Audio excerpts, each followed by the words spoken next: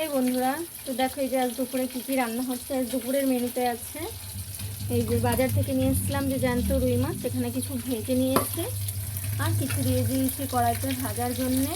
আর এদিকে দেখো গ্যাসে বসিয়ে দিয়েছি ভাত। তো আজ দুপুরের মেনুতে কী কী রান্না হবে তারাও দেখাচ্ছে। মাছটা উল্টে দিয়ে নিই। বাজার থেকে জ্যান্ত রুই মাছ নিয়ে এসেছিলাম, তোমাদের তো সকালে বলেছি, দেখিয়েছি ভিডিওতে। এদিকে করবো জ্যান্ত মাছটা কী দিয়ে করবো, দেখো পেঁপে, কাঁচা লঙ্কা আর এখানে বেটে নিয়েছি জিরে আর আদা। একদম নিরামিষ তরকারিটা করব। জিরে আদা বাটা দিয়ে পেঁপে দিয়ে মাছের ঝোল, কাঁচা লঙ্কা ছিঁড়ে। আর এখানে কিছু কেটে নিয়েছিলাম কাঁকরোল আর কুমড়ো। তো কাঁকরোল আর কুমড়োটা চাকচাক করে কেটে নিয়েছি, ভাজা করব। আর এখানে এই যে লক্ষ্মী নোটে শাকটা আছে, এটাও ভাজা করব। তো এটা এখনও ছাড়া হয়নি, মানে ছাড়ানো হয়নি, বাছা হয়নি শাকটা। তো ওটাও বেছে নেব। আগে মাছের ঝোলটা বসিয়ে দেবো, দেওয়ার পরে তারপর বেছে নেবো। আজকে দুপুরে মেনুতে দেখো তাহলে কী কী রান্না হচ্ছে। তোমরা কি কেউ পেঁপে দিয়ে জ্যান্ত মাছের ঝোল খেতে ভালোবাসো?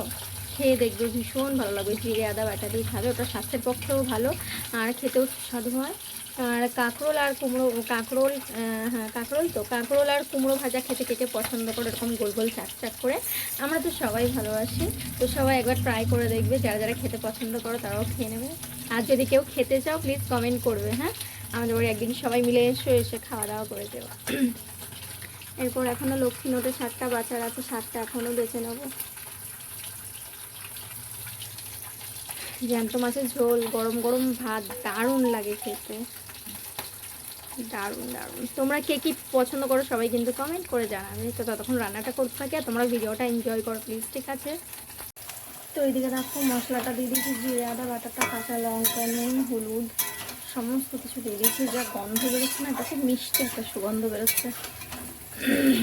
তোমরা সবাই খেলে জানতে যে কত সুন্দর করে আমি রান্নাটা করছি গো।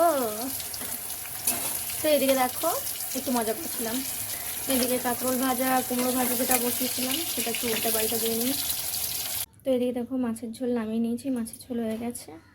আর এদিকে হয়ে গেছে কাঁকরোল আর কুমড়ো ভাজা। তো এবার শাকটা ভেজে নিলেই